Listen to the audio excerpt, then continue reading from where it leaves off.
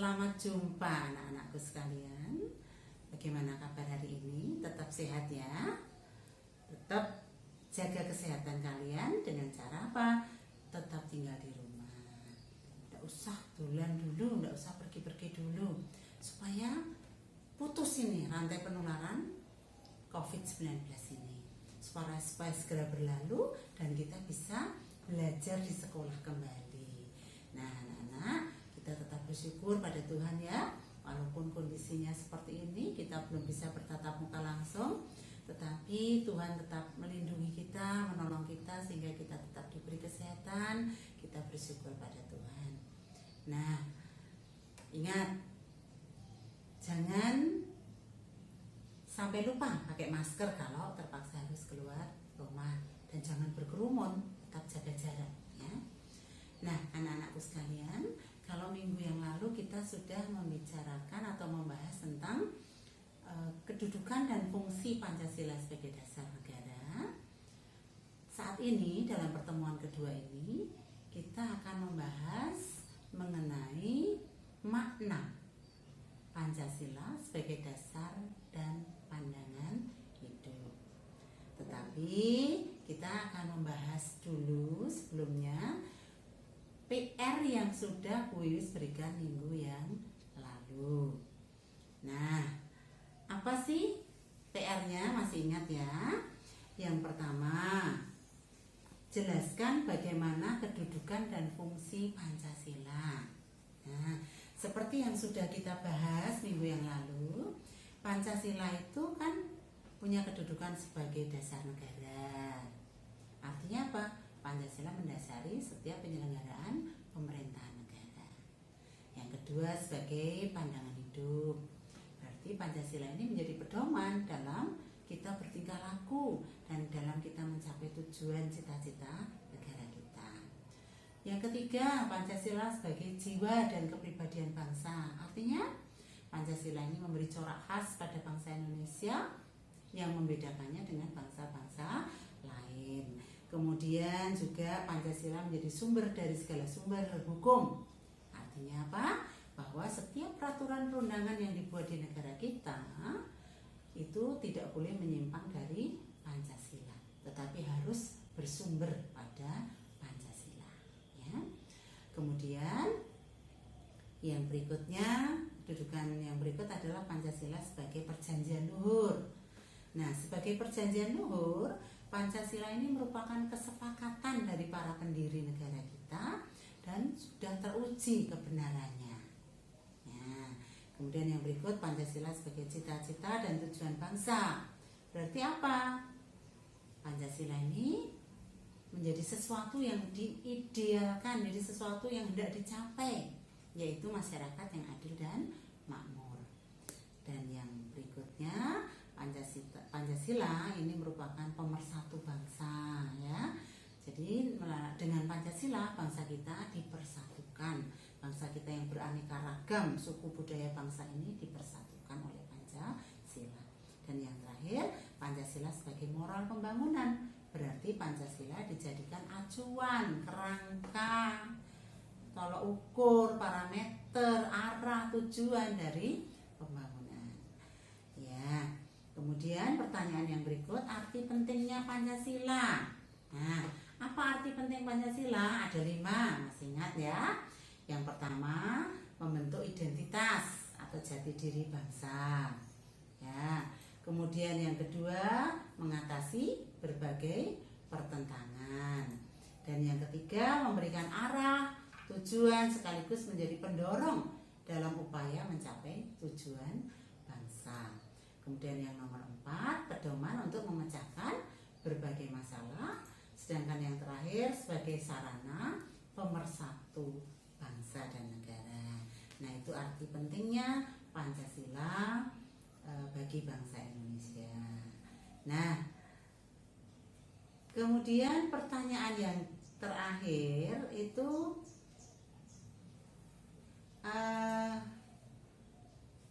setelah memahami nomor 3 ya, pertanyaan nomor 3.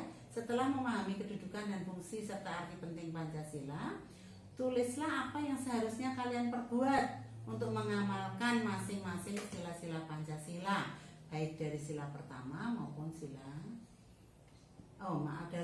pertama ya, percaya dalam sila pertama percaya kepada Tuhan yang Maha Esa ya.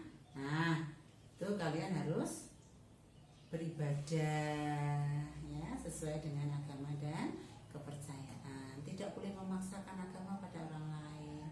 Harus meyakini agama, percaya agama kalian masing-masing dengan baik ya. Kemudian pertanyaan yang terakhir, jelaskan pendapatmu, apakah rakyat Indonesia sudah memahami nilai-nilai luhur yang ada dalam Pancasila? Nah, ini pendapat kalian masing-masing. Kalau iya, apa buktinya? Kalau tidak, apa buktinya? Itu pendapat kalian masing-masing. Dan Bu Wis bisa lihat nanti, karena pendapat kalian masing-masing berbeda-beda, ya Bu Wis nanti akan melihat dalam tugas yang kalian kirimkan ke Bu Wis ya. Nah, demikian ini yang kita artinya yang kita sudah membahas PR yang Bu Wiwis berikan minggu yang lalu. Nah, selanjutnya kita akan membahas topik yang kedua saat ini. Anak-anakku sekalian, kita akan membicarakan mengenai makna sila-sila Pancasila sebagai dasar negara dan pandangan hidup. Nah, apa sih tujuan kita untuk topik kita kali ini ya? Tujuan kita adalah setelah mempelajari ini, kalian diharapkan nanti bisa menganalisis apa sih sebenarnya makna dari sila-sila Pancasila sebagai dasar negara dan pandangan hidup itu.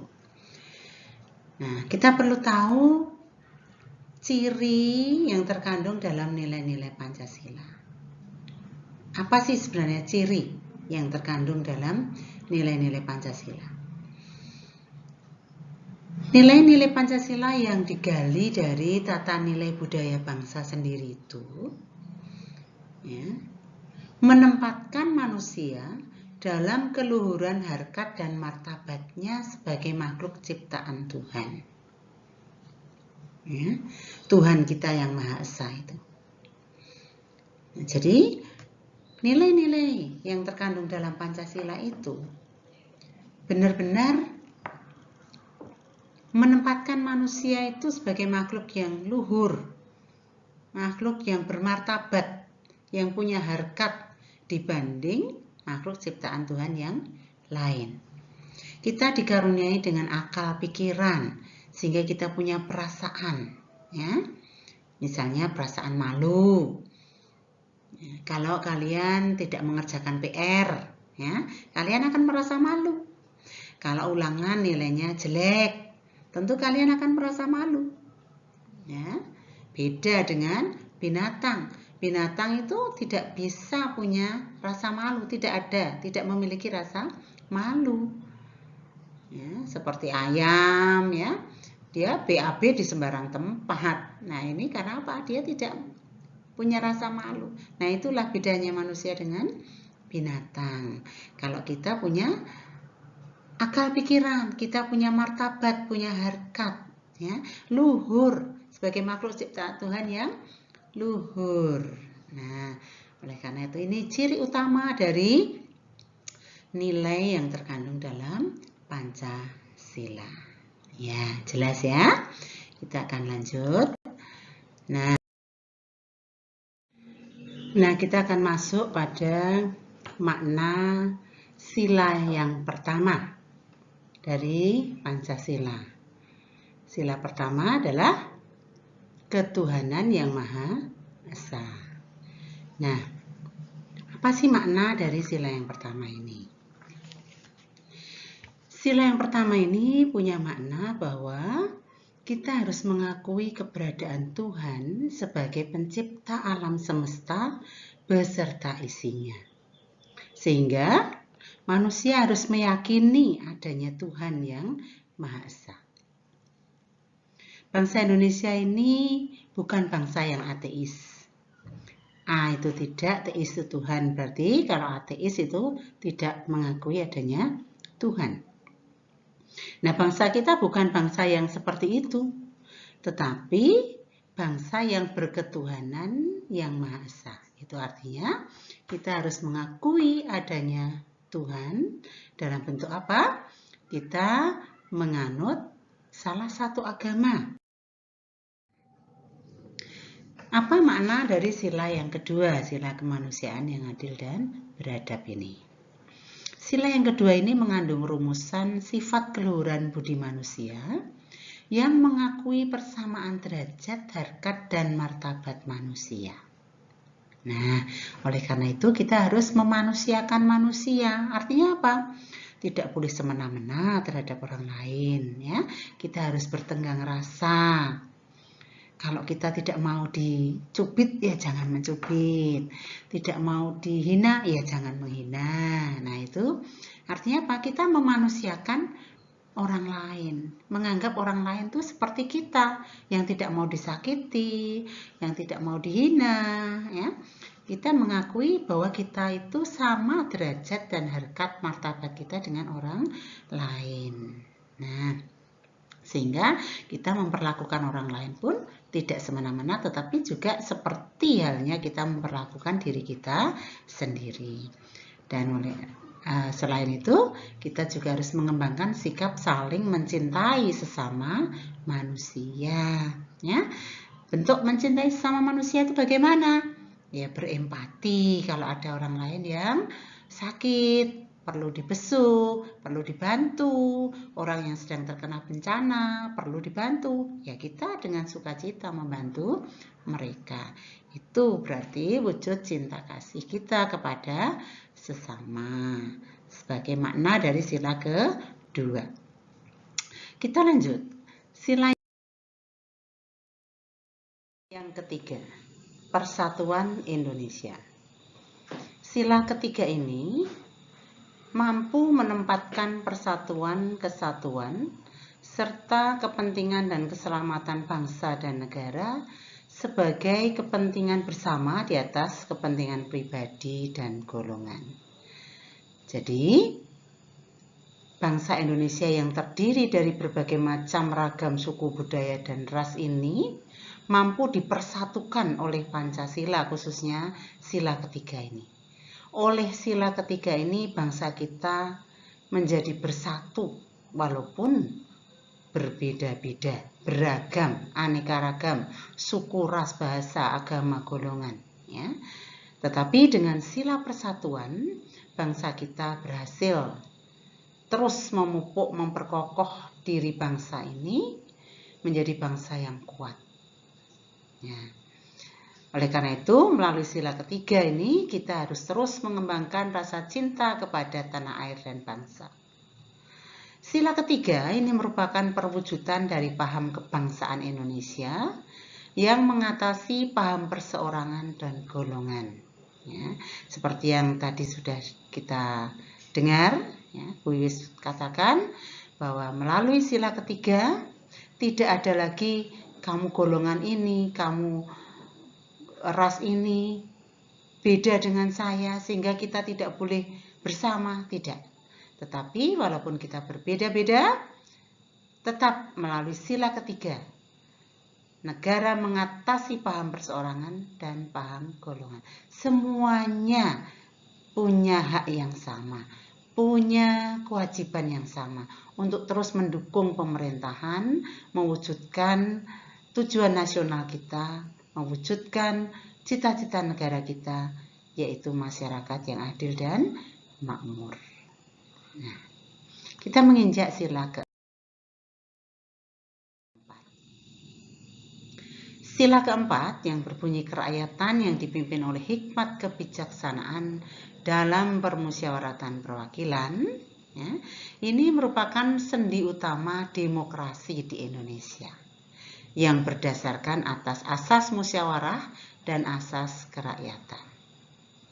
Jadi, melalui sila keempat, bangsa kita terus mengupayakan adanya musyawarah untuk mufakat di dalam mengambil suatu keputusan untuk kepentingan bersama. Oleh karena itu, sebagai warga negara dan warga masyarakat yang baik, setiap warga Indonesia, manusia Indonesia, itu mempunyai kedudukan hak dan kewajiban yang sama, yaitu mendukung pemerintahan, mendukung segala kebijakan, melaksanakan segala kebijakan yang dibuat oleh pemerintah, yang tentunya dibuat berdasarkan hikmat kebijaksanaan dalam permusyawaratan perwakilan. Nah, ini gambar ini adalah gambar sidang MPR yang menggambarkan betapa bangsa kita itu mengutamakan demokrasi. Jadi setiap keputusan yang diambil selalu diupayakan dengan musyawarah untuk mufakat. Oke, sekarang kita masuk ke sila kelima. Keadilan sosial bagi seluruh rakyat Indonesia. Apa makna dari sila kelima ini? Sila kelima, sila keadilan sosial ini merupakan salah satu tujuan negara yang hendak diwujudkan, yaitu tata masyarakat Indonesia yang adil ya, bukan adol ini, adil dan makmur berdasarkan Pancasila. Ya. Negara kita juga bertekad untuk tidak menggunakan hak milik yang untuk bertentangan dengan atau merugikan kepentingan umum. Ya, jadi apapun yang kita miliki itu harus dapat dipergunakan bukan hanya untuk kepentingan diri sendiri, tetapi sebisa mungkin ini juga untuk kepentingan umum. Kalau memang dibutuhkan, apalagi negara, apabila memang negara membutuhkan, ya kita tidak boleh sungkan-sungkan ya, misalnya untuk kepentingan umum tanah kita diminta untuk dipakai jalan, ya kita berikan dengan ikhlas, untuk utamanya untuk keadilan, untuk kemakmuran bersama. Nah, oleh sebab itu kita pun harus mengembangkan perbuatan yang luhur yang mencerminkan sikap dan suasana kekeluargaan dan kegotong royongan. Inilah makna dari sila-sila Pancasila sebagai dasar negara. Nah, sedangkan Pancasila sebagai pandangan hidup, kemarin dalam pertemuan yang kemarin sudah kita bahas bahwa Pancasila sebagai pandangan hidup itu merupakan pedoman tingkah laku bangsa Indonesia, pedoman di dalam meraih cita-cita bangsa kita, dan di dalam memecahkan setiap permasalahan yang dihadapi oleh bangsa ini. Demikian makna sila-sila Pancasila baik sebagai dasar negara maupun sebagai pandangan hidup. Mungkin belum jelas, silahkan ditanyakan lewat WA ataupun Telegram ya. Jangan sungkan-sungkan bertanya, Bu Wis juga akan menjawab pertanyaan kalian. Oke, nah sekarang yang terakhir, sebelum kita menginjak ke tugas, ya Bu Wis akan mengulang sebentar mengenai makna dari sila-sila Pancasila ini. Ya, sebentar saja kita ulas bahwa kita tarik kesimpulannya bahwa hari ini kita sudah membicarakan makna sila-sila Pancasila sebagai dasar negara. Nah, sila yang pertama ini kita harus mengakui bahwa Tuhan adalah sebagai kausa prima, penyebab yang utama, yaitu pencipta alam semesta. Oleh karena itu kita harus beragama, harus menganut suatu agama atau kepercayaan dan beribadat seturut agama dan kepercayaan kita. Demikian pula makna sila yang kedua, kita harus mengakui harkat dan martabat manusia sehingga kita tidak boleh semena-mena terhadap orang lain. Sedangkan sila yang ketiga, persatuan Indonesia, maknanya adalah kita harus terus menggalang persatuan, kesatuan, ya, terus mewujudkan sikap nasionalisme dan patriotisme kita untuk bangsa dan negara demi terwujudnya persatuan dan kesatuan. Sedangkan sila keempat, tadi demokrasi, ya, kita harus mendukung segala kebijakan-kebijakan yang dibuat oleh pemerintah yang dibuat berdasarkan asas musyawarah untuk mufakat. Dan terakhir, sila yang kelima maknanya bahwa sila kelima ini mempunyai atau mengandung nilai yang bertujuan untuk mewujudkan Indonesia yang adil dan makmur. Oleh karena itu, kita harus mendukung dengan terus mengembangkan perbuatan luhur yang mencerminkan sikap dan suasana kekeluargaan dan kegotong royongan. Yang terakhir adalah sebagai pandangan hidup, Pancasila ini menjadi pedoman di dalam bangsa kita meraih cita-cita, pedoman kita dalam bertingkah laku, dan juga pedoman di dalam memecahkan masalah-masalah nasional. Demikian kesimpulan yang dapat Bu Wis tarik. Ya, saya kira kalian sudah jelas. Nah, yang terakhir Bu Wis beri tugas ya, untuk mempelajari buku cetak kalian halaman 8-10 ya. Mempelajari Pancasila sebagai pandangan hidup, dibaca saja, kemudian dibuat ringkasannya, kirimkan lewat Google Classroom. Nanti Bu Wis akan menilainya ya. Ingat, penilaian kita itu diambil dari penilaian tugas ya, dari penugasan maupun dari nilai ulangan harian. Oleh karena itu, tetap rajin belajar, tetap mengerjakan tugas dengan baik ya. Lakukan hak dan kewajiban kita, kewajiban-kewajiban kita supaya kita mendapatkan hak kita, memperoleh nilai yang baik ya. Demikian pertemuan kita kali ini. Nah, kalau ada hal-hal yang tidak berkenan, Bu Wis mohon maaf ya. Dan kiranya ini menambah pengetahuan kalian walaupun tetap harus belajar di rumah. Oke, sampai jumpa minggu depan dengan topik yang berikutnya.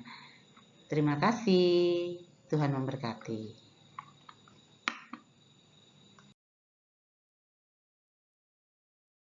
Ingat, patuhi dan jadikan kebiasaan